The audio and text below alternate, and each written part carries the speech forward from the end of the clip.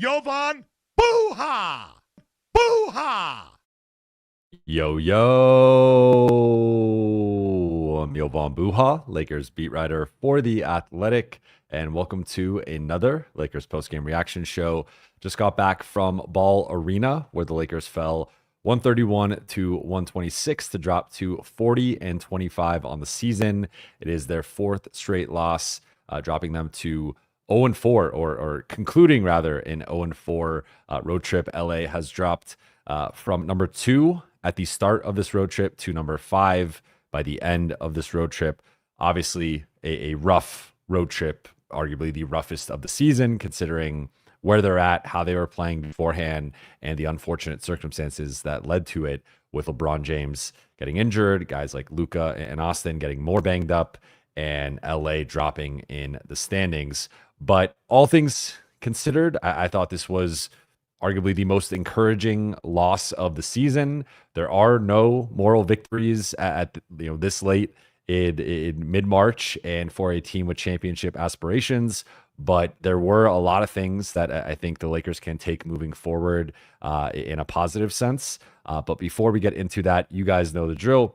For those watching on YouTube, please be sure to hit that subscribe button, turn on channel notifications, and like and comment on this video. For those listening on Apple Podcasts or your podcast platform of choice, please be sure to follow, download, and leave a 5-star review. Apple Podcasts and Spotify. Gotta make sure I mention both. So first, I want to shout out the Late Night Gang. I know this was a little bit later than anticipated. Ended up walking back and got into a good conversation with someone.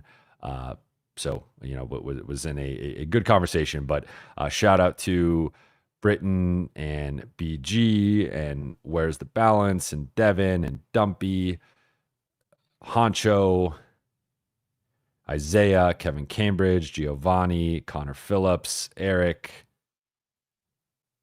Madison, Bloodhound, Connor, Bino, Mitch, Mo Love, Rolla, Jay Hoodie. Shout out to the Late Night Gang. Shout out to everybody in the chat. Shout out to Lakers. Apparently we got Lakers in the chat. Skulls. Shout out to you all. So let's get into it. My overarching thought from this game is maintain perspective, and that has been the post-game messaging from JJ Redick to the group over the last couple of games. So Austin Reaves shared after the Bucks game that JJ told the team, he quoted the Jay-Z song a week ago and told them it was all good just a week ago. And to maintain that perspective of, remember, right before this road trip, they had won 8 games in a row. They were the number 2 seed in the West. Everyone was talking about them as a true contender, and they've had some things go against them. They've had some adversity. They lose a close game in Boston. They lose LeBron, what was 7 minutes left in that game. They don't show up in JJ's viewpoint in the Brooklyn game, and then they're just overwhelmed they just don't have the front court for that Bucks matchup, and then tonight are without 6 of their top 8 rotation players, including 4 starters and their 2 best players in Luka and LeBron, and then their 2 best bench players in DFS and Gabe. So a shorthanded effort for the Lakers against the Nuggets, but they pushed this group, and they had a 126 to 123 lead with just under a minute left. And second half, Nuggets go on that run in the second quarter. They go on a run in the third quarter, and the Lakers could have easily rolled over. It was the second night of a back-to-back. They didn't have their 2 best players. Again, didn't have 6 of their top 8 players. And this group showed a lot of fight, and Austin Reaves led the charge. I'll talk about him a little bit later. Dalton Knecht was also a big part of it, but other guys stepping up in Shake Milton and Jordan Goodwin and Christian Coloco, and even Markieff Morris. They dusted him off for the second straight game, and he missed some shots around the basket, which I think kind of showed just where he's at physically in terms of his reaction time and not quite being the player that he used to be. But I thought he gave them some good minutes, hit some couple of big threes, and even Alex Len, I thought this was the best he looked. I still think he's in a role that he shouldn't be in as a starter, but he had some offensive rebounds and some physical play in there. So like basically everyone that played well and contributed. I mean, looking at it, I guess the one guy would be Cam, who was held scoreless in his 7 minutes and didn't contribute anything else in the box score. Lakers were minus 12 in his 7 minutes. Outside of that, like Bronny came in. Need to mention Bronny. He went just 1 for 5, but I liked the confidence that he played with offensively. Had 5 points. The Lakers won his 16 minutes by 8 points. He also had a couple rebounds and a steal. So like this was an all-around group effort where multiple players who typically don't play, like Markieff Morris is not played since he first got to LA. Cam had literally not played in basically 2 months. Christian Coloco had just got called up from or activated from the Milwaukee game. Shake has been largely out of the rotation when healthy. Bronny was just with the G League. Goodwin has been a bench player. Alex Len obviously had not played until the last few games as they've been shorthanded.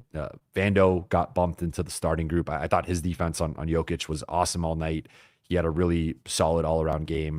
So just a lot of positives to take away for the Lakers. And again, no moral victories, right? Because I think this team is too good to just hand out a moral victory. But the fact that I think going back to the last 2 games, Tim Legler, who I think is one of the best people in the business and one of the best people covering the sport, said that he felt it was one of the weakest and softest defensive performances he can recall in the Lakers-Bucks game. And that was coming off of what JJ just talked about again tonight, reiterating how disappointed he was with this group in the Brooklyn game. So I think they had lost 3 in a row. They were shorthanded, and it could have easily been that type of night again where they get just blown off the floor in Denver, second night of a back-to-back against a team that is fully healthy, a team that is trying to get their lick back for the way that the Lakers embarrassed them last time. And the Lakers nearly embarrassed them again. It really, I think, embarrassed them even with Denver getting the win. Like Michael Malone after the game crumpled up the box score and threw it. And Denver was not happy with their performance and how this game ultimately went despite them getting the win. So I think for the Lakers, the biggest thing for me coming off of this is like maintaining the perspective of this group is not healthy right now. They have variations of injuries really to 7 of their top 8, because I would throw Austin in there. I mentioned it last night in Milwaukee. He had a giant ice wrap on his right wrist, and this is an injury he's been dealing with for a couple weeks now, and I think it's really affected his shooting, although not tonight, of course. But I think going back to some of his shooting struggles coming out of the injury, part of that has been this wrist injury that he's dealing with. But Luka's banged up with multiple injuries. Austin is also coming off the calf situation. LeBron, as we know, has the groin. Jackson and Rui are dealing with their respective knee injuries. Gabe is, I forgot his injury that he's been managing. It might be knee. And then DFS has the ankle that has been bothering him going back to Brooklyn and was part of the reason why he was on a minutes restriction to start with the Lakers. So the Lakers are really banged up right now, and I think the key is getting this group healthy. And even within that, I think if no one else returns, and my understanding is Luka will be back. That's not like a serious thing. It was more of just a business decision with the Lakers playing 6 games in 8 days. DFS will be back. Gabe will be back. So they're getting those 3 guys back. And then JJ's, and I'll touch on it a little bit later, but JJ said the rest of the group is day-to-day in terms of Jackson, Rui, LeBron. He reiterated that, but did provide another update, which again, I will touch on in a second, or in a couple takeaways. But point being, like, even if they just get DFS, Gabe, and Luka back, I think with the way that the rest of the supporting cast showed out, that should be enough for them to beat Phoenix at home and San Antonio at home. And if they can get Rui and Jackson a little bit more rest, or maybe one of the 2 returns over that first home back-to-back, then I think the Lakers can be in a much better spot going into the Denver-Milwaukee back-to-back in the middle of the week.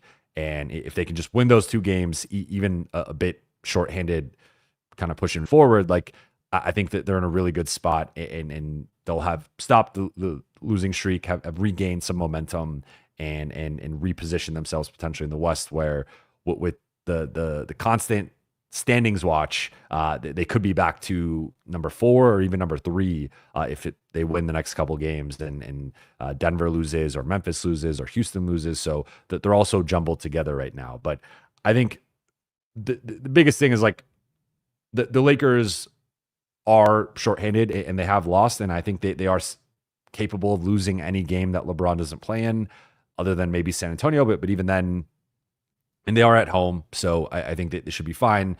Like the Brooklyn game, I think Brooklyn's worse than San Antonio, but San Antonio just got De'Aaron Fox ruled out, so maybe I guess San Antonio is probably worse now. But the Lakers should be okay in the big picture.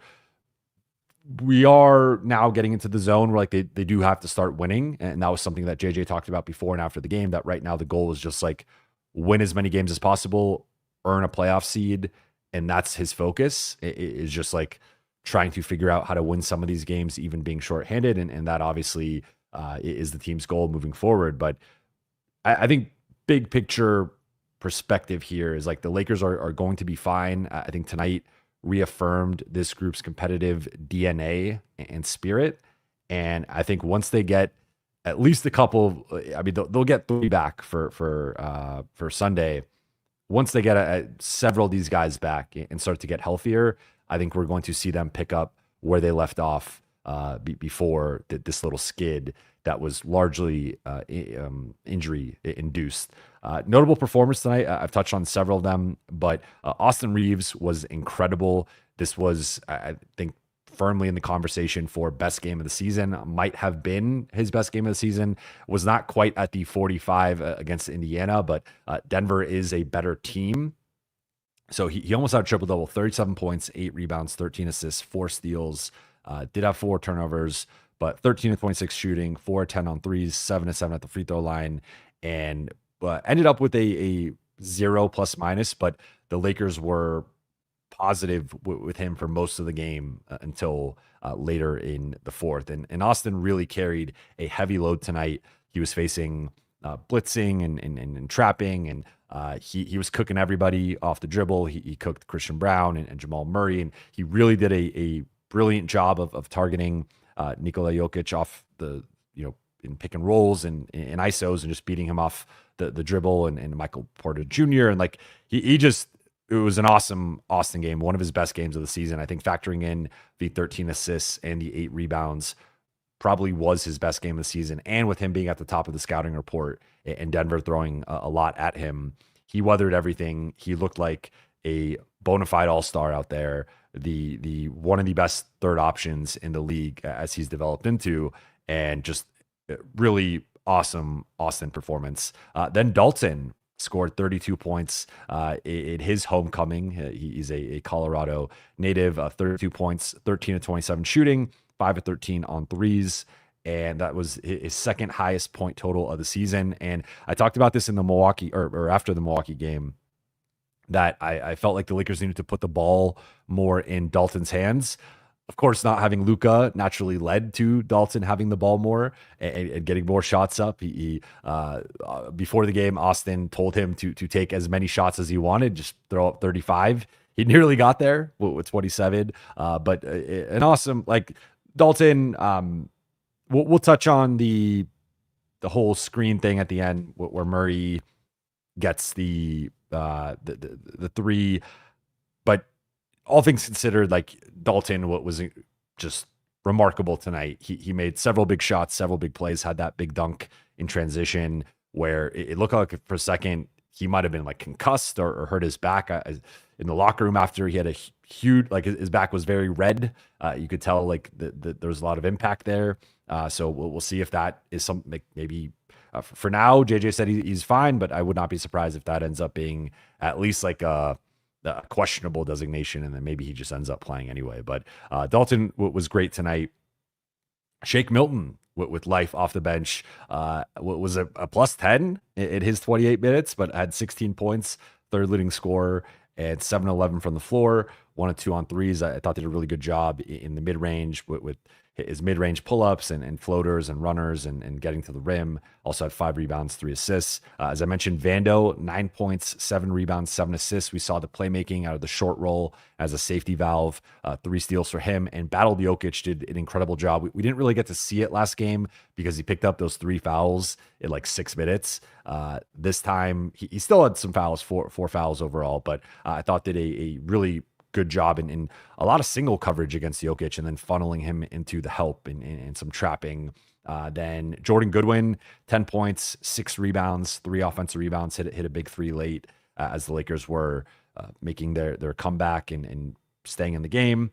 And then Christian Koloko, 8 points, 7 rebounds, 1 block. Considering the opponent, this might have been his best game of the season. I think it's in that conversation. I think he showed a lot. Yes, Jokic got the and one on him.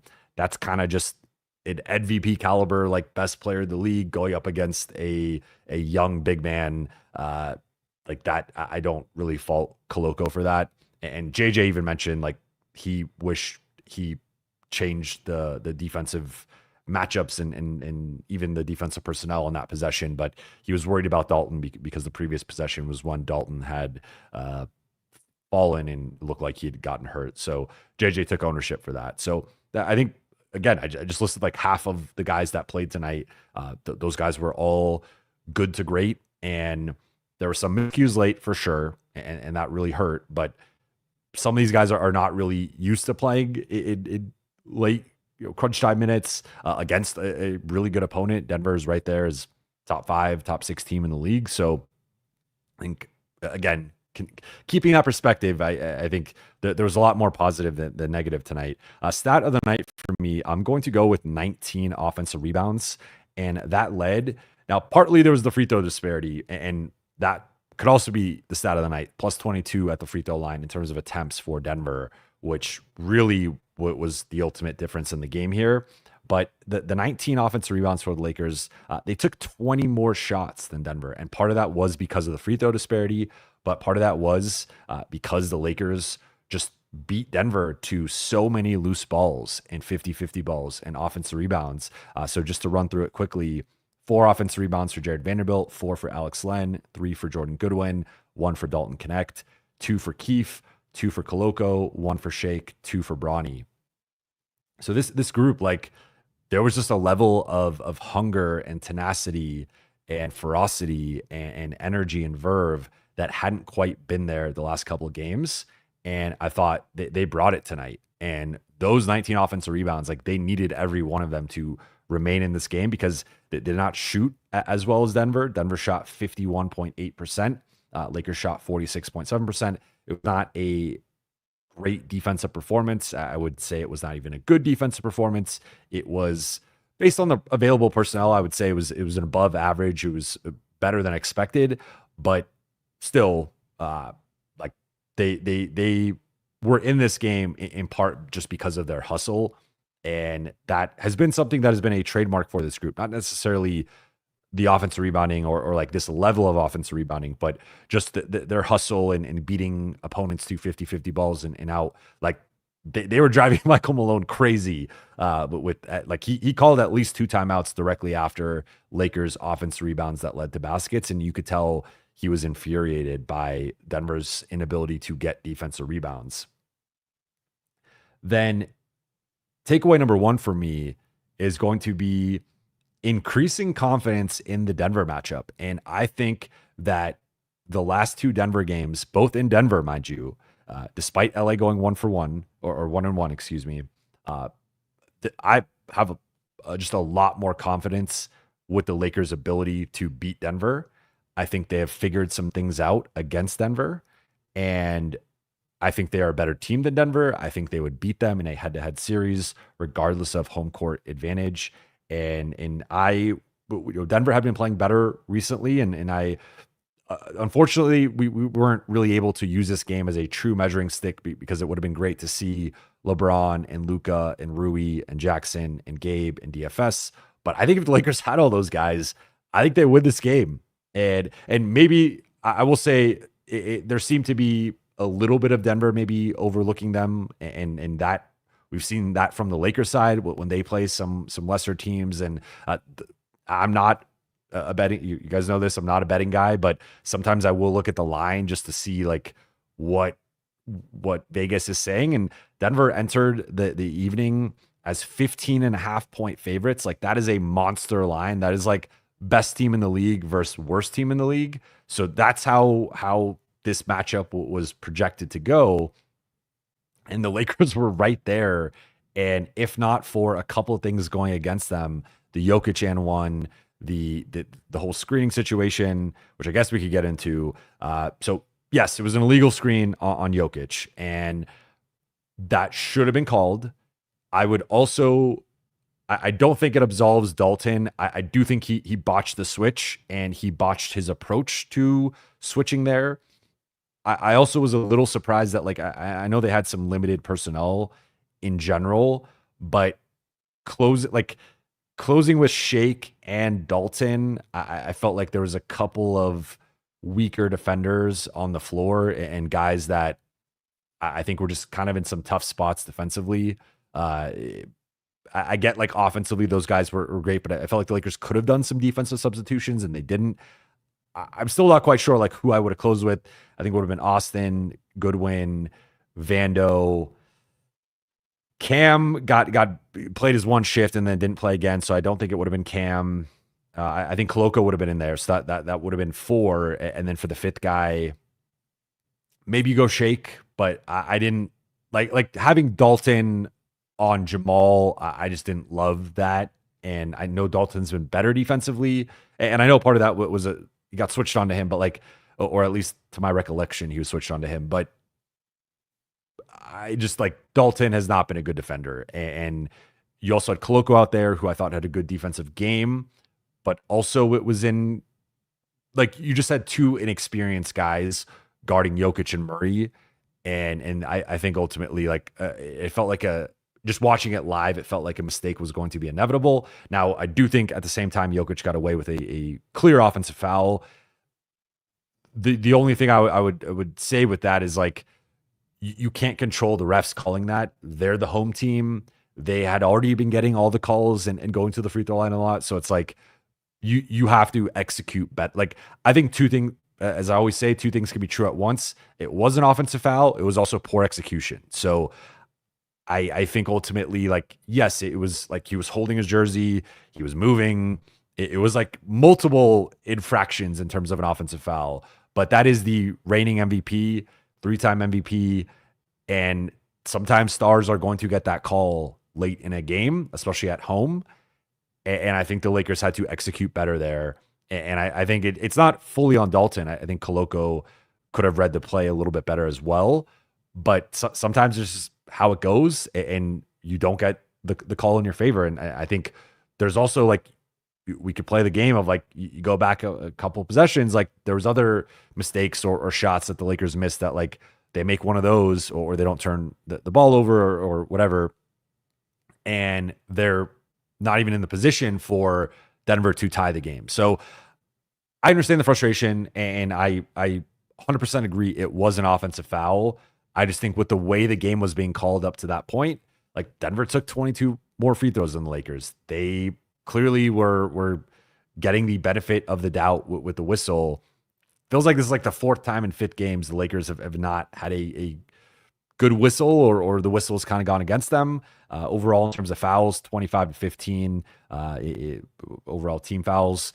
I do think the Lakers were hacking a lot and were playing pretty aggressive, but not going to go down the free throw path. I just wanted to address, obviously, like the whole illegal screen, and I agree it was. I know some people are saying it wasn't, or blaming the defense. I think both things are true, and I think that should have been an offensive foul. But I also think Denver down 3 at home, like it's kind of like we've seen that with Draymond, right? Like when Draymond, when it's a close game, especially in San Francisco, Draymond could basically hit someone in the face and for a screen for Steph, and like they're not going to call it. So that I get why it's frustrating, and again, I think it should have been a foul. I just also look at it like they're the home team. He's the MVP. Sometimes stars get those calls late in games, especially at home. But in terms of Denver confidence, I think the Lakers defense against Jokic, like he took 17 free throws, season high. I think most of them were fouls. I think that there was a couple that were ticky tack iffy. But I felt like I think that was the Lakers' game plan. What was being very aggressive and physical with him, and I think it worked because outside of the free throws, he was 12 for 17 at the free throw line. He was just 8 for 16 from the floor. Finished with 28 points, 7 rebounds, 5 assists, 3 steals, and a block. So had a better game than the last time, but it did feel like they were able to neutralize him a bit. Like 28 points is a little bit below his season average, but still a good offensive showing from that from that perspective. But a lot of that was carried by the free throws, and then only 5 assists. So like once again, they were able to neutralize the passing, which I thought it was a key component to them making this so close. So how did they do that? Well, it was a combination of Vando and Keefe as the 2 primary defenders. Also, Koloko in there as well. So those were the 3 primary guys. All those guys were physical, were handsy, were battling him. Then the Lakers were smart about some of the fronting and some of the sandwiching, where they were helping, sending traps. You did see Denver was prepared for some of the baseline help where they would have a guy flash middle, Jokic would hit them quickly, and then they would have another guy cut baseline, and then they would feed that guy, and they got a few. So you got like some hockey assists off that, but they got a few like bang bang plays where it was like Jokic sees the double coming, hits like Russ or Aaron Gordon or Christian Brown, and then that player hits the cutter, who would then be sometimes Gordon or Brown or MPJ, and then that player gets like a dunk or layup or gets fouled. So there will be some things that the Lakers, I think, have to clean up on the weak side in terms of those rotations and like the back line of it. And I thought Denver had some smart adjustments, but overall, I thought the Lakers were able to keep Jokic in check for the most part, keep really everyone in check. Like Gordon got 17 points, but largely on free throws. MPJ had a quiet night, just 13 points for him. Jamal hit some big shots, and that's what he just does against the Lakers. He turns into a mix of Steph Curry and Kyrie Irving anytime he plays the Lakers. And then Christian Brown, I thought, was the guy who really hurt them, getting out in transition off of cuts, had 22 points, hit a couple threes. But otherwise, Russ also hit some threes. He got the steal at the end, which I wasn't quite sure. Like, I didn't love the play, and JJ didn't want to talk about it. He got really angry about it. And what was interesting was he brought it up unprompted, then was like, I don't want to talk about it. It was interesting. JJ was fuming post game and really taking it hard and putting it on himself. But Russ at 17, 6 and 7 off the bench and had the steal for the dunk. But I think from a defensive perspective, a lot to like from the Lakers side. And then offensively, Austin and Dalton just were cooking them all night. And that's the Lakers' third option, and then a guy who's a bench option and more of like their ninth man. And you just think about Luka and LeBron playing in this game, and you throwing in even Rui. Like I think the Lakers have really targeted Jokic well. They have targeted also Murray a bit, MPJ a bit. Christian Brown like couldn't really stick with Austin. So I think bigger picture, aside from like the maintaining perspective and just knowing that like, once they get healthy, they're going to be okay regardless of their seed. I think like the whole boogeyman thing with Denver, like that's over. And this could age poorly. And maybe some Nuggets people will clip this, and I'll have some egg on my face at some point. But I think the whole like 13 and 14 Denver domination, always having the Lakers number, I think that's over. I think the Lakers are the better team. And I think if they could get LeBron back by the Wednesday game, even if not, I think they have a shot to win that game. But especially if they get LeBron back. But then even if these two teams match up, and it could be as early as the first round, could be a 3-6 matchup, or maybe they're playing the second round. I think the Lakers would win that series, and I think the last two games have really Also, with both games being in Denver, where Denver tends to, of course, play better. They got the altitude. They got a bit of a home whistle in this most recent matchup. So I think a lot to be encouraged by if you're the Lakers with this particular matchup. Second takeaway, this one will be brief because I've kind of already touched on it, but this one is Charmander and Charmeleon. And for those of you who know the meme, you know where I'm going to be going with this. But there's the the white boy meme where it's the Pokemon evolution of Dalton to Austin to Luca is Charmander to Charmeleon to Charizard, and Dalton and Austin carried the Lakers offensively. Like those two combined for 69 points, 14 assists, mainly because of Austin, and 10 rebounds, mainly because of Austin. But I thought both guys, with like Austin stepping up as the number one option, the primary guy, going from number 3 to number 1, like that is a big jump. And Austin has shown this game, the Indiana game, that he can do that against not the best defenses. Denver's not a good defense. Indiana isn't, I think, necessarily. I don't know off the top of my head where they rank, but they're okay. I would say below average off the top of my head. But either way, like still Austin being able to do that in a mass higher usage, I think just continues to impress with his development. And remember, this is a guy who's banged up. I think if anyone deserved a night off, aside from Luka, it was Austin, and he still played 39 minutes on the second night of a back-to-back. And he talked, JJ talked about them talking with Austin about potentially not playing, and he was like, I want to play. And Austin talked about it after the game, that it was like, team needs me, I'm going to play. So I think that mentality from Austin, that competitiveness, that commitment to the team, that commitment to winning, it's something that while I think every player should have that, every player does not have that.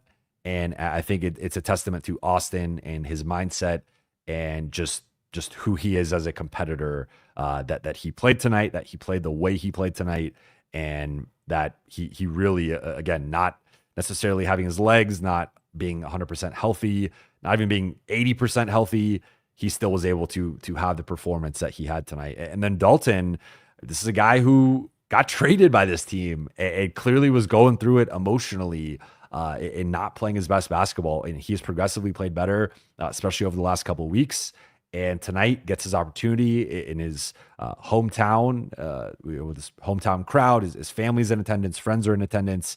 He was talking about meeting up with all of them after the game, and didn't get a chance to go home because it was a second night of a back-to-back. But like Dalton balled out, hit so many tough shots, and I think we really saw the off the dribble juice with him in terms of attacking and getting downhill, making plays at the rim, making plays off the dribble. So a lot to be encouraged by, but with those two guys off of tonight's game. And then final one for me is the injury updates. So JJ said pregame that he reiterated that LeBron, Rui, and Jackson are all day-to-day. But then he said that all three guys are likely going to be out for the next 3 to 7 days, and that one of the guys could potentially be out longer. So 3 to 7 days, the Lakers play a game in about 36 hours. That would indicate that maybe none of them play in the Phoenix game, and that maybe Jackson or Rui is back for that San Antonio game, or maybe they're all out for both of those, and then they come back on Wednesday against Denver. But with the one guy could potentially be out longer, I don't know this for sure, but my assumption would be that's LeBron. We did have the report today that from Shams from ESPN that LeBron is going to be out around another week or so. So some mixed messaging here, because it seemed like it was trending toward LeBron being out till next week and potentially a little bit longer. Then JJ called him day-to-day yesterday. Then he's still calling him day-to-day, but then he also says that the guys are out 3 to 7 days and one guy might be out longer. And who knows, maybe it's not LeBron. Maybe it's Rui, maybe it's Jackson. I would assume based on the injuries that they have and the projected timetables initially that LeBron is the guy who's probably out a little bit longer than a week potentially. But some mixed messaging here for sure with the injuries. And I guess for now, it seems like there's a chance that none of the three are back for either end of the back-to-back, and that at least one of them, again, assuming LeBron, will probably miss maybe the Denver game and the Milwaukee game, and then maybe come back for like the Chicago game to get like one game under his belt before the road trip. So that's just something to monitor, and I'm sure we'll have an update on maybe on Sunday or on Monday on the status of some of these guys. But I just wanted to share that with you and kind of read the tea leaves in terms of it's like I felt like LeBron was going to be out for until next week, that there was like a brief moment of JJ saying day to day, and then now it's like, okay, well, day to day to me means like could play Sunday. But then if he's saying they're out 3 days, like that's not really day to day. That's just like out, for like short-term injury. But I don't know. Maybe day to day, his definition is different or it's changed or whatever. But with all that said, let's get into the Q&A here. I see we got some super chats. First one from Rolla. JJ Coach of the Year. This game proves it. How can Bronny get more reps to gel? He clearly has potential, but any rookie would need time. Thanks for the breakdown, yo. I think JJ is right there. I do think Kenny Atkinson is going to win it because they return basically the same roster, and they might win. I don't know off the top of my head how many. So they've won 56 games, and last year they won 48. So they're going to clear the 60 game mark. They're 56-10. They're probably going to clear the 65 game mark to have like a 17 win jump with largely the same roster. Like, Max Strus and they also got or was Strus on the team? Obviously they got DeAndre Hunter. But that's like the big in-season addition. I forget with Strus if he was on the team last year off the top of my head. It's late here. But either way, I think Kenny Atkinson is going to win it. I think JJ, though, is making a really strong case for number 2. And if you really wanted to put him at number 1, I would not disagree or fault you for that. I think he's done an incredible job, and they've not been as healthy as some of these other teams at the top of the conference. There was also the chart, I don't know if some of you guys saw it on X, that showed the wins above replacement level in terms of opponent injuries, and the Lakers have been the unluckiest team this season in terms of playing the healthiest opponents, and also that weighs like the quality of the opponent injuries. So basically, Lakers have a combination of playing the healthiest teams and also the teams that have their best players healthy, and that plays into that whole notion of that the Lakers always get every team's best shot, and that players return against the Lakers. And they're last in the league in terms of opponent WAR, which is again wins above replacement. Opponent WAR missed this season. Lakers are last in that statistic, so that is pretty telling.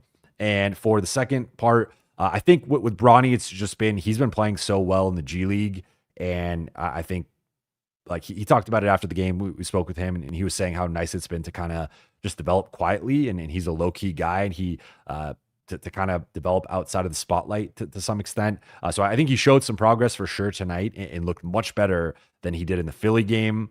I think my one thing with him, I like the aggression. I still think like it's funny because his usage percentage is so high, and it's one thing when he's doing it in or entering this game, it was high, and he took 5 shots in 16 minutes. So maybe it went down a little bit, but like it's one thing when you're doing it in garbage time. It's another thing within the flow of the game. I still think it feels like sometimes he's predetermining, like I'm going to try and make a move here. And I don't know that it's a tricky thing because I think he's shown at the G League level he could be a scorer, and I'm not quite sure where he's at in terms of translating that to the NBA level. But I would say in general, I like the aggression more than being passive. So I think that's a positive. So that I don't really have an issue with. I do think there's a little bit of a shot quality can be worked on for him, but I also think he's made a lot of those shots at the G League. So it's like you want him to play with a certain confidence and freedom. So it's a fine line. I think that there's probably a shot or two I think if he could take back, he probably would, or maybe the coaching staff would want him to take back. But aside from that, I thought he showed some strides tonight and looked much more confident and comfortable out there. And I think that's been a lot of the progress and improvement in the G League. In terms of him, I just think I think you could argue that when this team is compromised, he's shown he can at least they can play him a bit and at least see like kind of how he's playing that night. And I think like the Philly game, it was clear from early on that was a really rough stint that actually directly led to the beef between LeBron and Stephen A, because that led to Stephen A going after LeBron for his parenting. He was not like that tonight. So I think if he continues, I do think he could earn potentially some more time. I just think when fully healthy, Lakers have their clear top 8. And then I think DK and Jordan Goodwin are right there at like 9 and 10. And I just don't like for as much as Bronny has improved, he's not better than Dalton and he's not better than Jordan. So I still think at best you could argue for him as like the 11th guy, but that's before even factoring in like Shake or whatnot. So I think it's just this kind of a roster crunch at that position. And with theoretically moving forward, like once they get healthy, you have Luka, LeBron, Austin, and Gabe, and then potentially even like Dalton and Goodwin as like the ball handlers / like backcourt guys. I guess LeBron's technically a forward, but like you get what I'm saying. There's just only so many reps for Bronny. So I think him continuing to get more reps at the G League is a big thing, and I think it's paying off as we've seen. Oi to boy, thank you for the super chat. Only caught the end. Was the free throw disparity fair? I don't think so. I would say in general that, again, I try to stay away from the free throw discourse. I do think this is the fourth game in 5 games that the Lakers have been on the short end of the stick with the free throws. I think part of that is the other team setting a more physical tone. I think tonight part of it was LA being at not only a size disadvantage, but also a react. Like Alex Len and Markieff Morris, I thought were trying their best and probably played a little bit better than not even probably. Both played better than I expected, but both also, like you see, especially with role players and like bigs, the thing that they ultimately lose is that reaction time.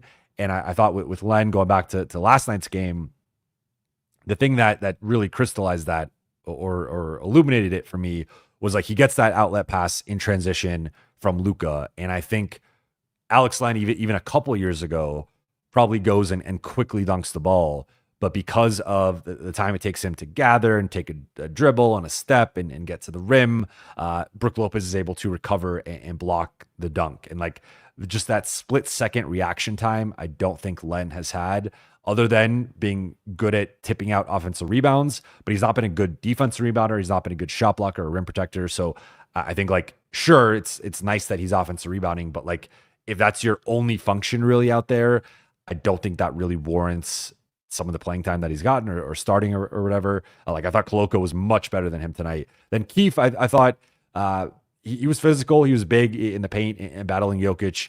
I thought with him was more also in the offensive end where he had a couple of like a putback or like a couple of dump off passes that he just wasn't able to finish because that reaction time, just so I'm showing you guys, I knock over my mic. That reaction time just wasn't there. So I say all that to say, like, the free throw disparity to me was, I thought there was elements of that defensively, and I thought the Lakers fouled a lot. I think part of that was just being aggressive and physical. So I kind of liked it from the sense of like, I thought they were a little passive, and JJ really thought they were passive in the Brooklyn game and a bit in the Milwaukee game. So, but between like being passive and letting guys get layups and dunks or like hacking them, I will always lean on the side of like hack them. I think there could be a better balance though. And I do think there was some home cooking with the calls, and sometimes that's going to happen, especially against like a good team at home. But I don't think it should have been a 22 free throw disparity. I also think the Lakers didn't get some calls that maybe they should have gotten.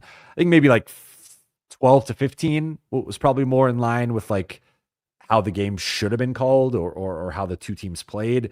22 was a bit excessive. So I will that'll be hopefully no more free throw questions. I really don't like talking about it. Shabugan, thank you for the super chat. No moral victories, but there are certainly moral defeats. The Nuggets, I like that. I like the coining the moral defeats here.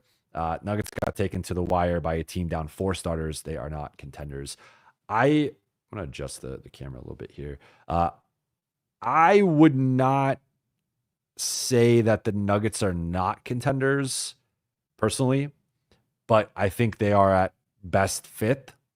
And I think there are real defensive problems with them. I think that's the biggest thing. Like offensively, I mean, they dropped to 131 tonight. Like they're going to be fine offensively. Maybe not against the Lakers, but against most teams.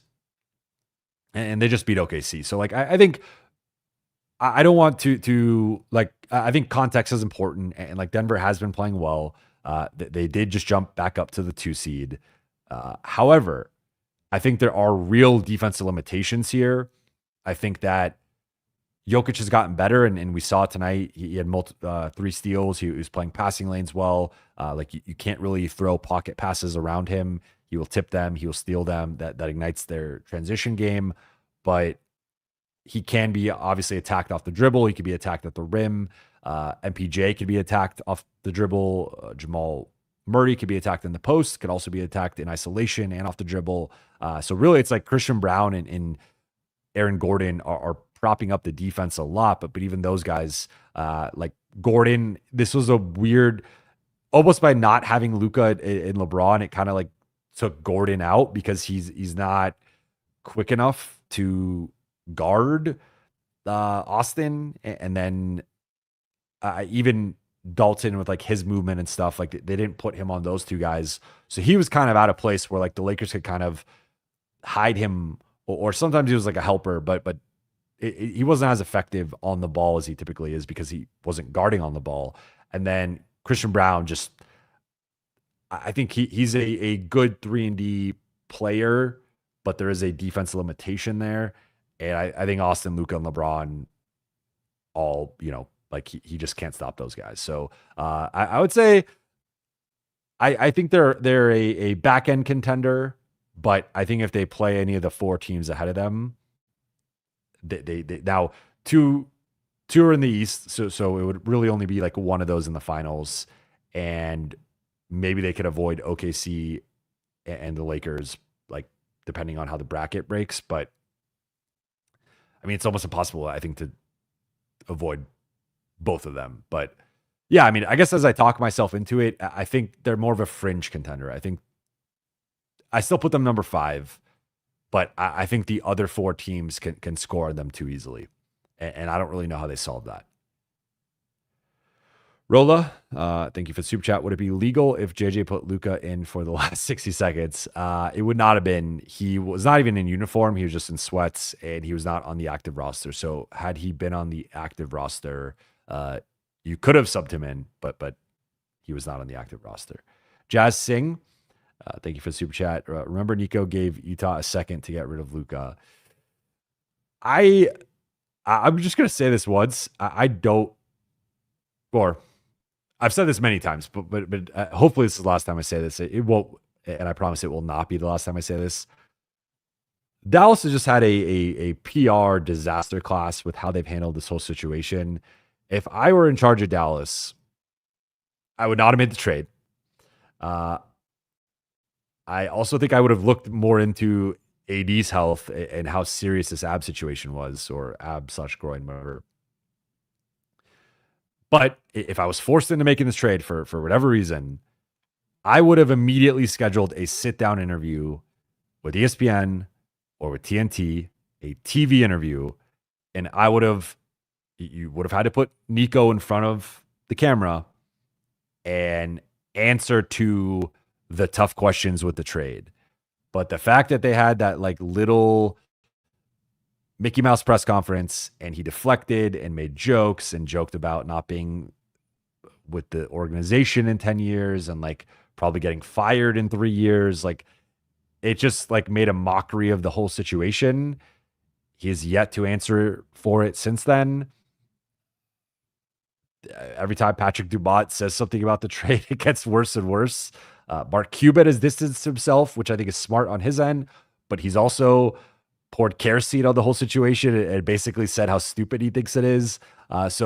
They have handled this as aside from like the actual decision, which was a disaster and has continued to age poorly, the actual like handling of the messaging has been arguably even worse, which I didn't think was possible.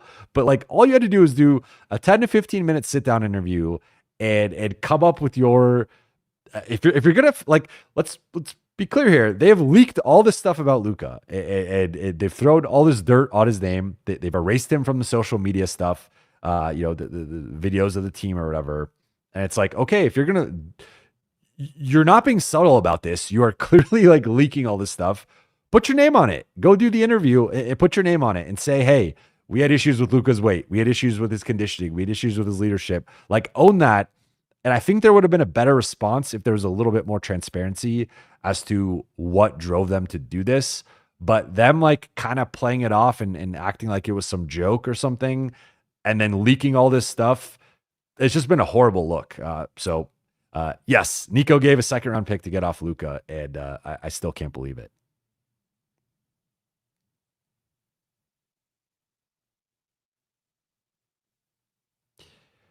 All right. Back into the chat here.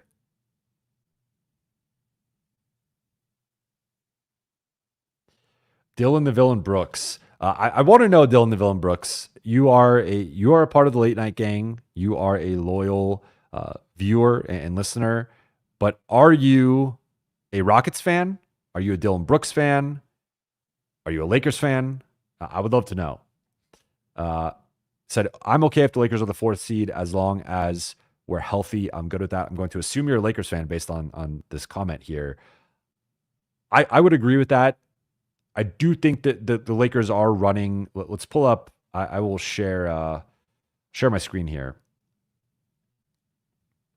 The Lakers are running into. So we see now OKC's far and away ahead at 54-12. Denver's at 43-24. They're the 2 seed. Houston's at 42-25. They moved up to the 3 seed. Memphis is at 42-25. They are the 4 seed. Lakers are 40-25. They're the 5 seed. So LA is now 3 games up on Golden State. In the loss column, 4 games up on Minnesota. Really, like the Phoenix and San Antonio games are must wins. I don't throw that word around lightly, but I think even we'll see what happens with LeBron. But if LeBron's not back, I think the Lakers probably split the Denver-Milwaukee games, and I think they beat Chicago. I think they most likely beat they should beat San Antonio. They should beat Chicago. I think they probably split Denver-Milwaukee if LeBron's not back. So that's 3-1. But I think there's a big difference between going 4-1 and 3-2, especially with the 0-4 trip. So they really need to beat Phoenix and San Antonio. Phoenix is kind of trying to hang on to their play-in dream, but I mean, they're 4-6 in the last 10. That's gone off the rails. That's a disaster. But for the Lakers, I think 4 would honestly. I think 3 would be a real win. I think it's gonna be tough to get to 2. They're still in the mix, right? And it just kind of depends on when LeBron comes back, how they fare over the next week. In general, though, because they still play Houston and Memphis and OKC and Denver and Golden State and Dallas and Phoenix, like they play a lot of the top West teams, and I think they should win most of those games. I don't think they're going to go perfect in those games. If they go perfect, the 2 seeds in play. If they don't, I think 3 is probably their ceiling, but somewhere between 3 and 5, maybe in a worst case scenario, they drop to 6. But yeah, I think 4 is like, I guess, more of a median outcome, and that would be on the better side. You'd rather be 4 than 5. You'd rather be 4 than 6. You do get the OKC second round matchup, but you get home court in the first round. You're probably playing Houston or Memphis. I really like the Lakers' odds of winning that series. So I think I'm with you. I think 4 would be a good outcome.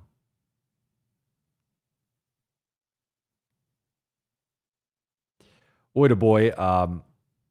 Thank you for the super chat. How's DK's defense developing? Is there any hope? I think there's hope. I think him developing into an average defender would be a win based on where he's starting. I think the biggest thing or the biggest knock for me has been awareness, like just his ability to read and react with like screens and cuts and what to do. I think even again, we saw that to some extent. I know Jokic was fouling him, but even his approach, I think the approach and the execution were not up to par aside from the foul. Like I think he could have executed it better, not being held by a guy 6-7 inches and 60, 80 pounds heavier than him. But I think in general, he's holding up. I think the awareness has been improving. I think he's been holding up better in one-on-one situations. So I think there is some progress. And we've seen sometimes him be able to leverage his athleticism. I still think there's a ways to go. I still think there's a ways for him to be more consistent on that end. But I would say that I'm more optimistic with it now than I was like a month ago, 2 months ago. So I think that's a win. I don't think he's ever going to be more than like an average defender, but even that would be because there's clearly been times where like JJ just sees how bad he's been defensively and he pulls him. Like I don't even think it's the shooting. Like some nights it is the shooting where he's just not making shots and JJ's like, okay, well, let's go in a different direction. But like there's even been times where he shot the ball fairly well in whatever stint he's in, but the defense is just so bad that he gets pulled. And teams now have scouting reports at this point in the season of like target Dalton or put him as the low man, and then you're going to get a basket. So I think I have some questions about how he looks in a playoff series on the defensive end, because you can't. I think that the playoffs are about minimizing your weaknesses. And just like Vando, I think there are some questions with the shooting and the way teams will guard him. I think there's also some questions about Dalton and the defense and the way teams will target him and try to put him in tough spots. But I think it is trending in the right direction. I think there's some fits and stops, right? And like he looks better, he looks worse. It's not necessarily linear, but I do think overall it's trending in a positive direction. So I think he's going from really bad to just bad, but that's progress. You take that.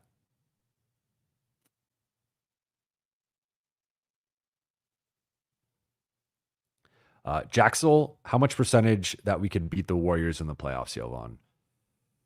I would like to see the two teams play before giving you a better answer, but based on right now, I would probably say. Also, I'd like to know who has home court. As of now, I would assume the Lakers would have home court, but if Golden State jumps them, that changes that equation. But for now, I tentatively say 65-35. I lean Lakers, but maybe it gets a little closer to 60-40 or 55-45, but I lean Lakers.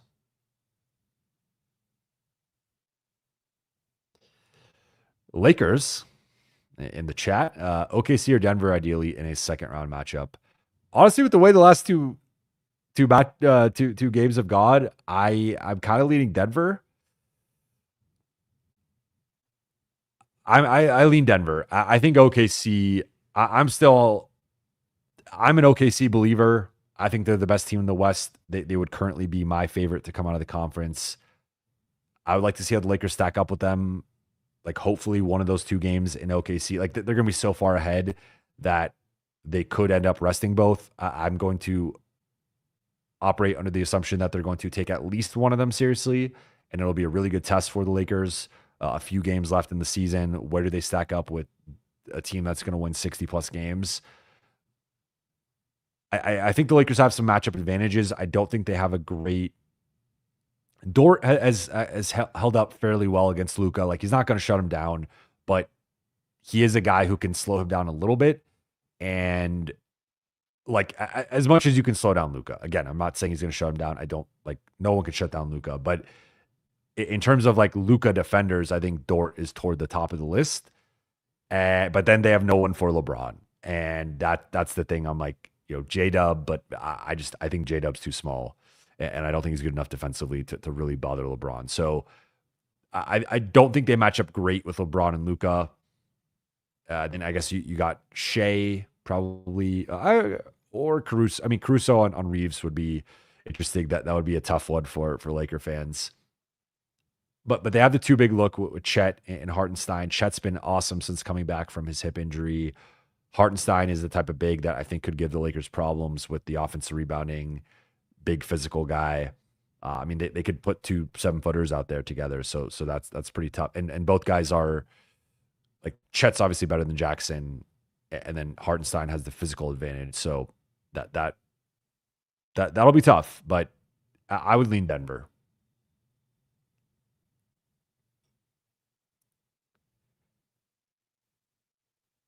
Kurt Affair, do we have any health updates on how Rui is doing? JJ said he's day to day, but then he also said that those guys are going to be out 3 to 7 days. So it sounds like he might not be back for this upcoming home back-to-back. Dylan DeVille Brooks says he's a Lakers fan. So that's good to know. L.A. Jovan Loki, the Mavs have been a joke for a while. The DJ flip-flop and hostage incident in free agency, the accusations of sexual harassment and racism in the front office, not the Luka mess. Good point. All good points.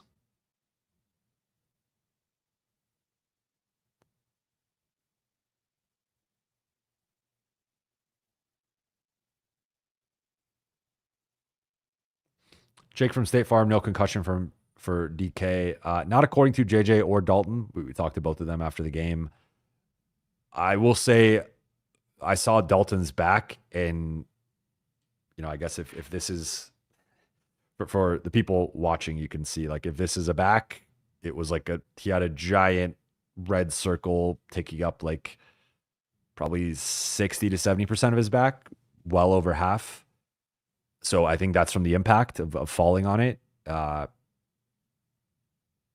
what actually happened, he said, was that he cramped up on the way up for the dunk. So it kind of affected his liftoff. So he kind of knew in the air that he wasn't going to be getting as high as he expected to be getting. So he tried to hold onto the rim to kind of stabilize himself, but he just lost balance and fell off the rim, and then obviously had the hard fall on his back and then hit his head. So no, what's funny is we asked, head's okay, whatever. He's like, I'm from a junior college, so like he kind of played it off that way. But I would not be surprised if he's on the injury report for Sunday. Maybe they list him as like back soreness or something, but it seems like he's going to play. Adam Hurley, what happened to Jemison? 2 things happened to Jemison. One, he only has 7 games remaining of eligibility as a two-way guy, so that is something the Lakers are pushing up against. He's played in 31 games, but he's been active for 12, 11 in New Orleans. Because one thing with the two-ways, it does not roll over, so you get 50 games of two-way eligibility total. So he played in he's played in 31. I forgot how many he's played in. I think it's like 18 in 17 in New Orleans, 14 with the Lakers, something like that. But he was active and didn't play in 11 for New Orleans, and then only 1 for the Lakers. So he's played in or been active. Really, the being active is what matters. So he's been active in 43 games this season, which means he has 7 left. So the Lakers are up against, they got now 17 games left, and he can only play in 7 of them without them converting him into a full roster spot. So that's something they now have to manage. And then as for tonight specifically, he was sick. So he was walking around with a face mask on, face covering. So JJ said he was sick. That's why he didn't play. But had he played, he would only have 6 games left. So they're getting up against that. JCU, any risk of falling into the play-in? There's risk. I would say if LeBron is out like the rest of next week, like into the road trip, and maybe they go like 0-2 against Denver, like they split, they lose to Phoenix, they lose to Denver, they lose to Milwaukee, LeBron's out into the next week, that potentially becomes a possibility. Like the thing that's going against them right now is that Golden State and Minnesota are the 2 hottest teams in the West outside of OKC. OKC's 8-2 in their last 10. Golden State's 9-1. Minnesota's 8-2. Those are the three best records in the West over the past 10. So unfortunately for the Lakers, the two teams directly behind them are nipping at their heels and playing their best basketball right now. So for the Lakers, it's not quite at the point of being nervous. I would say if they drop a game or two that they shouldn't, likely due to injury, that's where I would start to get a little nervous. But I don't think we're quite there. And the one thing in their favor is there's just so few games remaining that I think they should be able to avoid it. However, I think the 6th seed could ultimately be in play, and that would be unfortunate, but better than 6 or 7. There's a huge difference there. So I think they should be okay. Britain, has your interest in maybe keeping Dalton Knecht for the future increased since the rescinded trade, or would you still use him as a bargaining chip in trade talks in the offseason? I like this question. It's a good question. I would say my interest in keeping him has increased. The one thing is that you only have so much to trade, and the Lakers still have limited draft capital. So it's kind of like, do you want to improve the roster? Then you're probably going to have to give up Dalton. It's going to be really hard to improve this roster in like a meaningful way. And like, you want to go get a Nick Claxton, you want to go get a different center, and maybe move Jackson to like a bench role, or maybe your Jackson crushes it, continues to crush it the rest of the season. You're confident with him as your starting center. Okay, but maybe you want to go get a guard or a wing or just another big, a backup big, whatever. Like, you just only have so many chips to move. And then you start getting into, okay, well, are you going to trade Rui? Are you going to trade Gabe?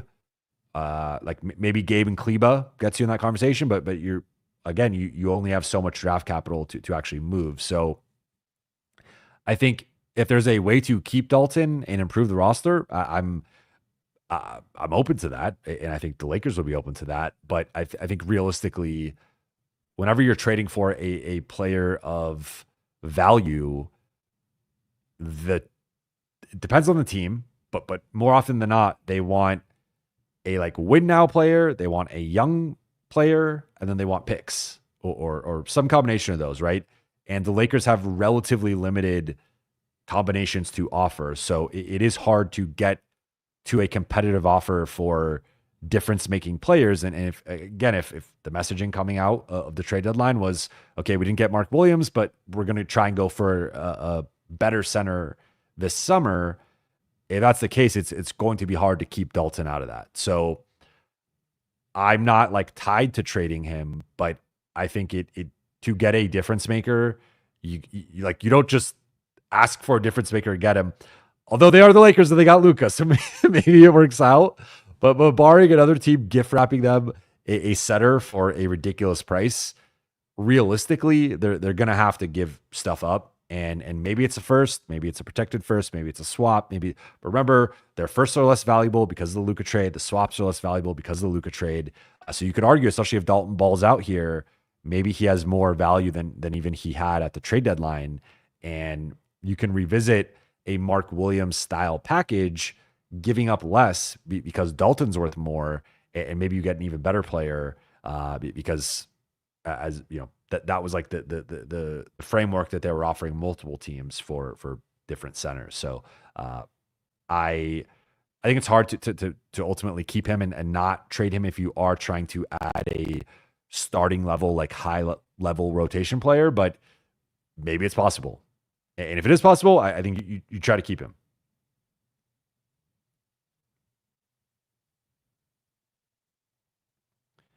L.A. with a follow-up here. Jovan, do you think a cheaper free agent is more likely with Dalton playing better? Maybe a Capella, Steven Adams, Brook Lopez. So one thing is the Lakers are only going to have the taxpayer MLE, which is worth $5.7 million.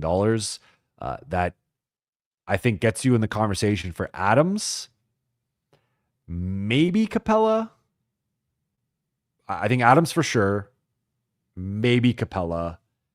I don't think it gets you in the conversation for Brook Lopez. I think Brook Lopez is going to get at least the non-taxpayer MLE, which will be around 13 million.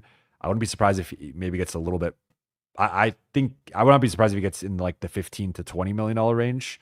Maybe he's nearing the end of his career, but he's still a productive player. He's not as good defensively. He's regressed a bit, but like I could see him getting somewhere between like 230 to okay. And I've got aggregated on this before, so let me clarify. 2 years, 30 million, and then 2 years, 40 million. And please don't aggregate that. I'm not saying he's going to get that. I'm just saying like I think that could be a realistic contract for him. So some type of short-term deal because he is older, but like a 2 years, 30 million, somewhere between 30 and 40, I could see that. So I think to get a Lopez, it would require a LeBron pay cut or the Lakers to do a salary dump of we're trading Kleba and Gabe or like however much money they have to clear to get under the first apron and the tax and open up the non-taxpayer. I don't know off the top of my head, but that would be a path. Capella might be more of a like, because remember, you don't have to use the full non-taxpayer. So like we saw with Valanciunas, he was making like 9 that first year. So I could see Capella maybe being in between like the 5.7 and like 8 or 9 somewhere in there. So maybe he gets like 2 to like maybe through, let's say 2 years, somewhere between like 16 to 20 million, somewhere in there. So I think that's more realistic for Capella. And then in that case, it would also have to be LeBron taking a pay cut or the Lakers doing some salary clearing. So that's why I said when this was probably several weeks ago when someone asked who's like the most realistic free agent big, I did say Steven Adams because I think he's a player the Lakers had interest in. They inquired about with Houston.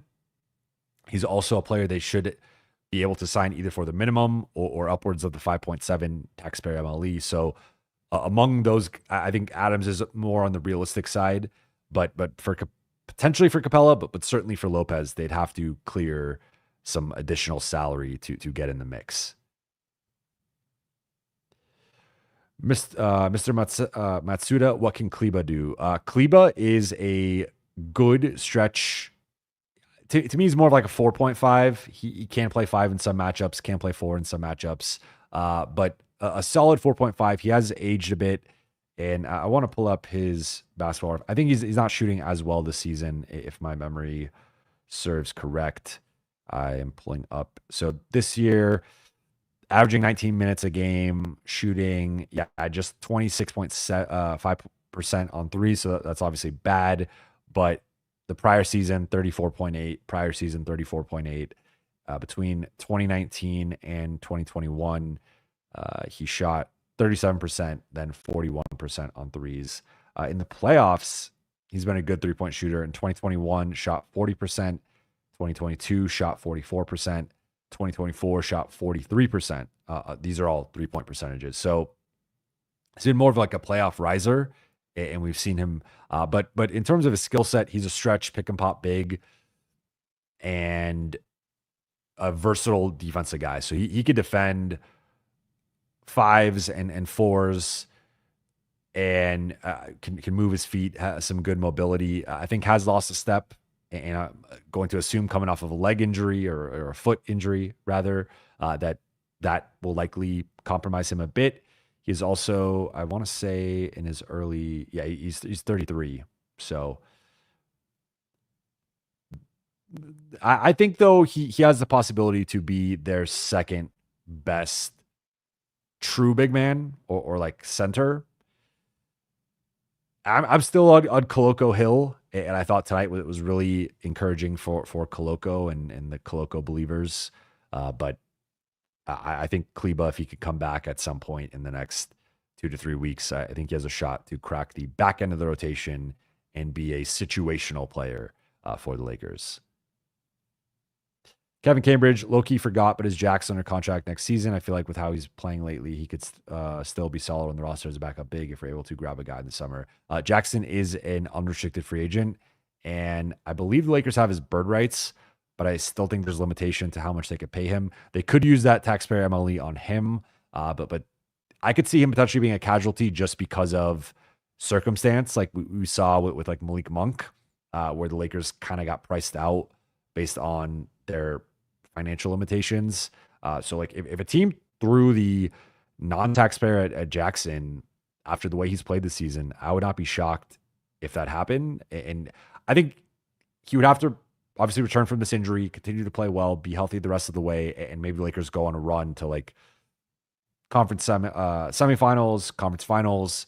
And if he's a big part of that, I think there will be suitors who look at the pedigree of being a former lottery pick, look at the age, look at the skill set, look at the improvement, and try to poach him from the Lakers. Now, if the Lakers win the championship or even get to the finals, I would be hard, even conference finals maybe, I would be hard pressed to see them not running it largely back and trying to keep him. I think they'll try to keep him either way, but like if you win the title with him as your starting center, like you just can't let that guy go unless you get like a no-brainer upgrade.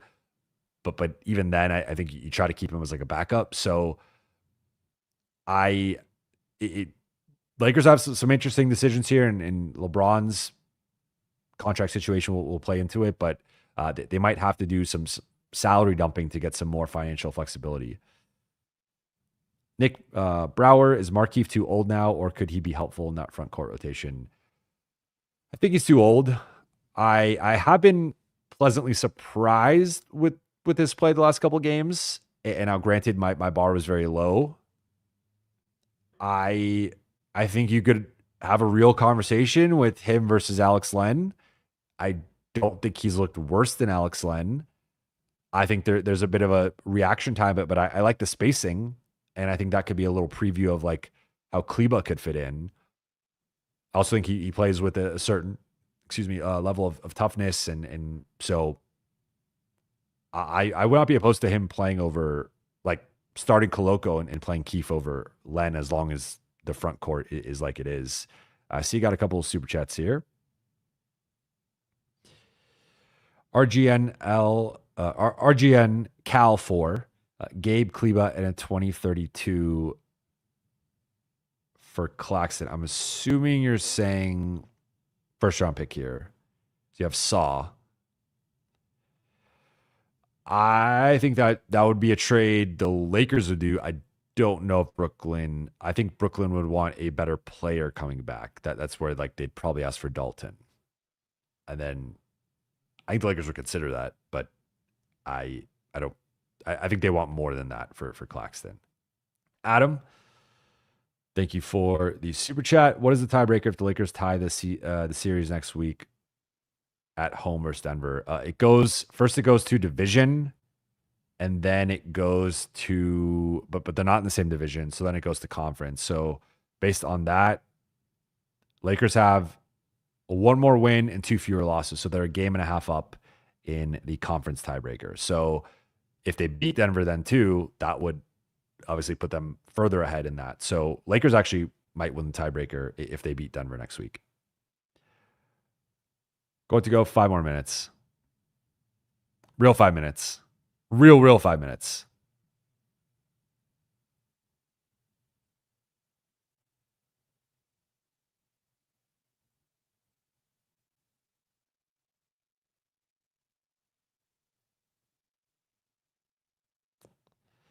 Adam 818, this is a Lakers channel? I just found it. Yes, it is, but I get asked sometimes non-Lakers questions.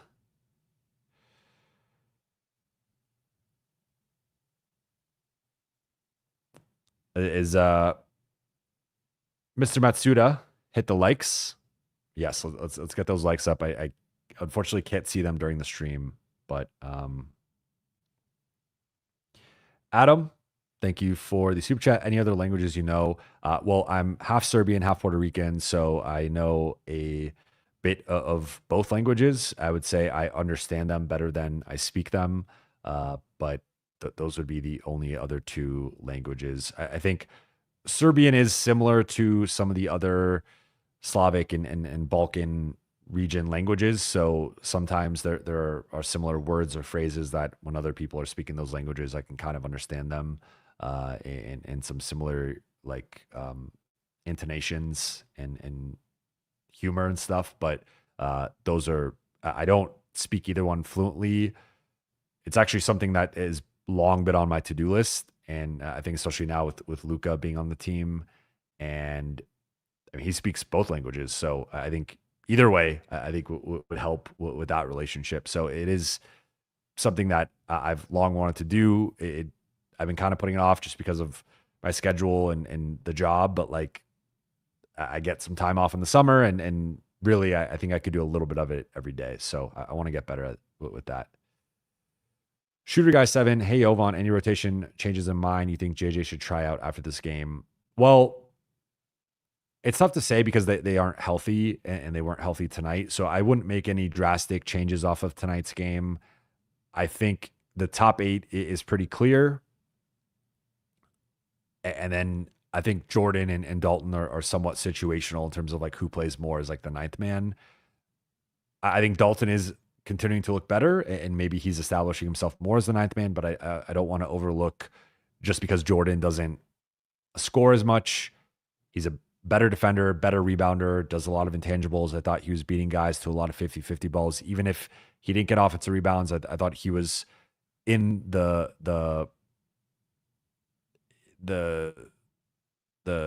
muck with it, right? And he was tipping balls out, and like he just plays with a certain level of intangibles and dog that I think is important. So I think I would have a better answer for you once the group is healthy again and we see the current rotation again.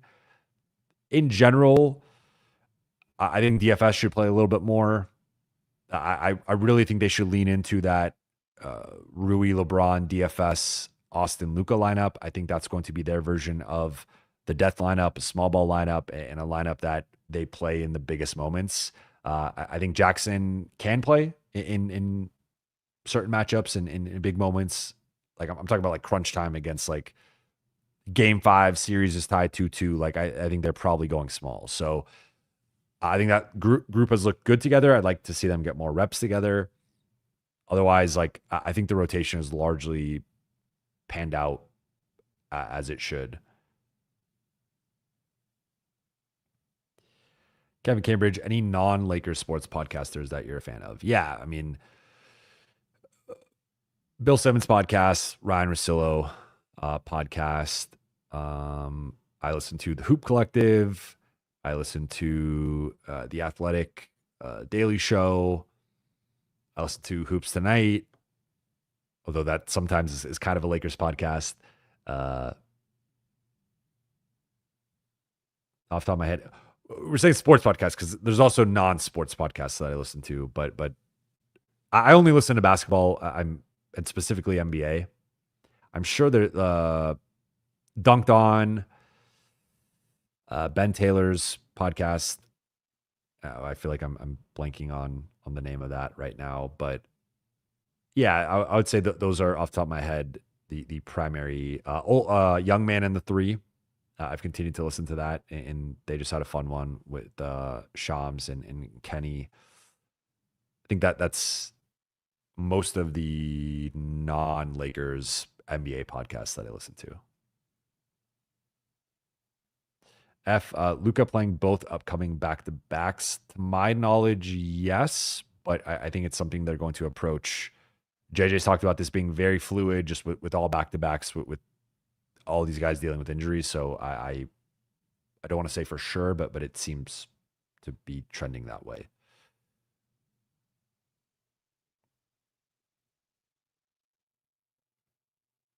Adam, my bad. We have one more game versus Memphis. Yeah. Well, yeah. They have another game versus Memphis. Another one versus Houston. They have 2 more versus Memphis. 1 versus Houston. Right? I think 2 versus Memphis. Or no, 1 versus Memphis. 2 versus Houston. Maybe 1 and 1. I'll pull up. Let's pull up Tankathon as I go. I'm about to be hitting the 5-minute mark, of course, which I will be going past, of course. Lakers have 2 against OKC, 1 Denver, 1 Memphis, 2 Houston, 1 Golden State, 1 Milwaukee. Those are their toughest remaining opponents. L.A. Big Waz Jovan. Yeah. Big Waz. Like Ringer MBA. Big Waz.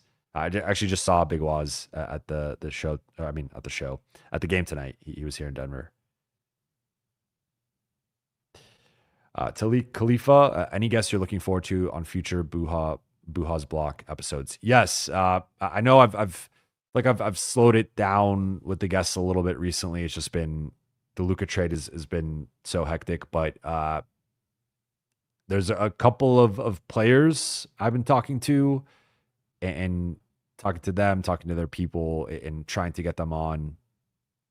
So trying to do that. It might end up just being like a post-season thing, and summer's kind of easier for players. Like they have a lot of downtime, but I get like optically it's not the best look necessarily to be hopping on a podcast. So I get that. Then certainly people in media, I think some bigger names and using my network a little bit more, and even some people that I don't know but would like to know. So yeah, I think going into next week, gonna try and continue to ramp it up with the guests. But I would say in general, it's been a little bit tough with the current schedule, and my recording times have kind of been all over the place. So it's been, even then, like last week with Anthony, we were originally gonna go Tuesday, or we were originally gonna go Wednesday. Then I moved it to Tuesday. Then we canceled Tuesday, moved it back to Wednesday. Then it was just kind of all over the place. So I'm trying to get my bearing straight. Like that's one of the tough parts with this job, is that I don't really have a schedule outside of the games and practices and travel, and just there's a lot of moving parts at all times. But I am trying to get in a more consistent rhythm with that. And certainly I have a list of guests. I don't want to say any names just because I don't want to put public pressure on anyone to be able to show, but I definitely have people that I'm talking to and trying to get on soon. Thinking basketball. Yes, that is the pod that I was thinking of. Kevin Cambridge, are you tapped in with Kenny? We follow each other on X. We've never met. We've never spoken. Excuse me. And I'm a fan of him, and I think it's interesting because like he's talked about, just on the Young Man in 3, talked about like not having, feeling that like validation necessarily for like his success, and not having been a reporter or been in locker rooms and sort of that being the way to come up in the media industry. And I get that. And I'm kind of on the flip side of that, where like I am coming at it from a reporting and experience perspective, but like I'm looking at him as like, well, now that I'm in this space, like that's the guy I'm looking at that I'm trying to emulate and get to his level and whatever. So I think that's an interesting thing. But I know he's Chicago based, and the Lakers are going to be going to Chicago soon. So I have been thinking actually about reaching out to him. So you're giving me that motivation to hit him up.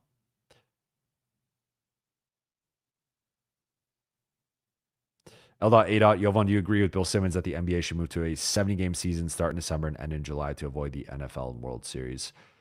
Yes, I don't know that they're going to decrease the amount of games. It's just such a loss in revenue. And I think it's a little ridiculous because of how rich the owners are and how much money they're making, but it's not my money. I can't really tell them to change their stance. Like there's a reason why they are at where they're at, right? So I think the one thing that could offset that potentially would be like drastically not improving. It would be decreasing in terms of for fans, but increasing the prices of tickets and maybe merch, and kind of trying to offset the decrease in games with an increase in game prices. And I guess hoping that like the scarcity or increased scarcity leads to increased demand or interest. I don't know. I think I agree with the concept. I think that shifting it back a little bit because even talking to a lot of casual NBA fans, it's like they don't really start checking in until around Christmas time or even around the All-Star break. And I think many of you are diehards in here. I'm obviously living this every day. So like I'm locked in. The schedule doesn't really matter for me. I'm going to be locked in either way, but I get for the average consumer, it might be more ideal to have it staggered a little bit more. So I'm with the concept for the most part.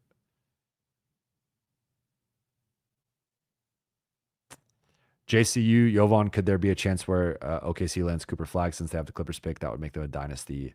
Yeah, they could. And that would be insane. Adam, if the Lakers win next game versus Memphis, they win the series. Yes. Thank you for super chat. Classy K, what time is your flight, Jovan? My flight's at 12:42. And I will say,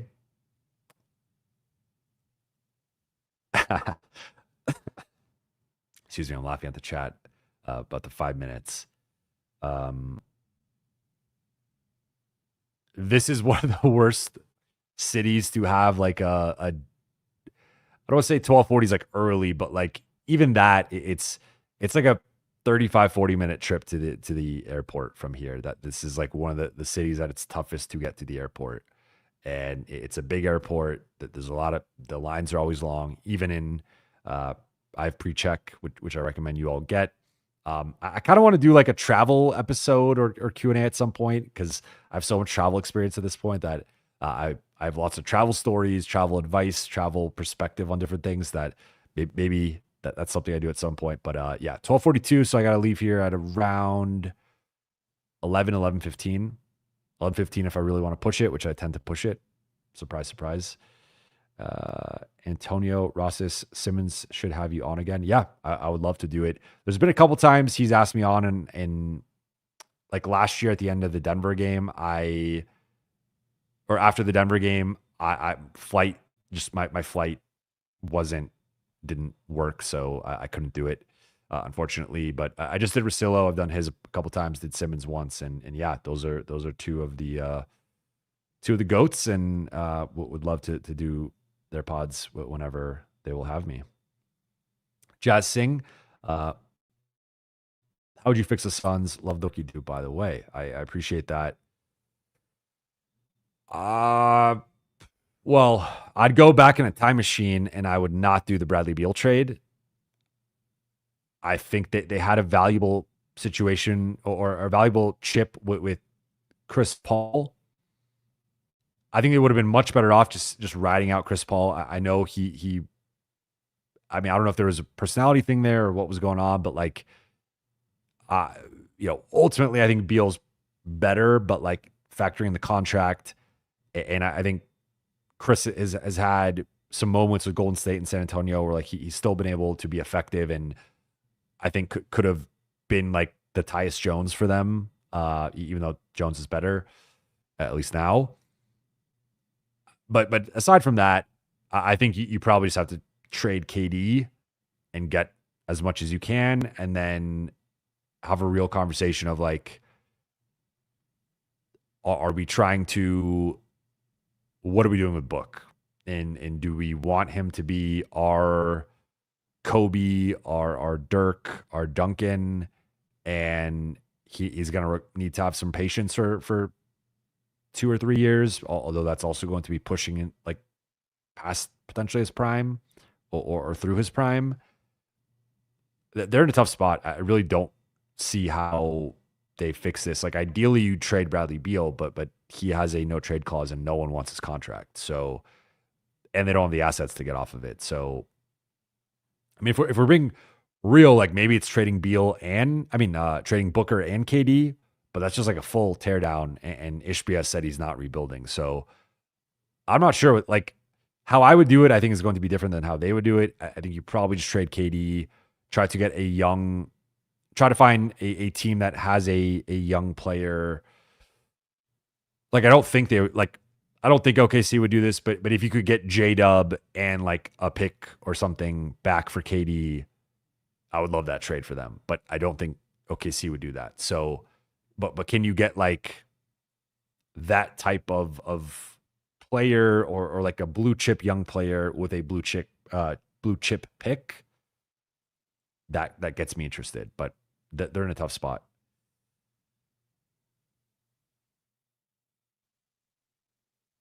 I see Trevor from Lakers Nation. Trevor's been on the show a couple times, but and I was supposed to go on his show. Then our scheduling got all.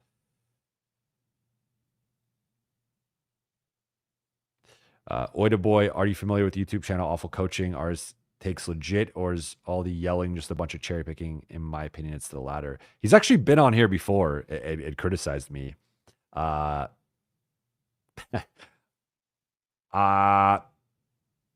think it's a mix. I think there is some cherry picking. I think some of the stuff he's right. Some of the stuff he's partially right. Some of the stuff is just loud yelling. Or like what I think he thinks is right, but not necessarily what the team or the player, like how they're supposed to be running something. So I've more so seen him on TikTok than on, or like social clips than YouTube. But yeah. Okay.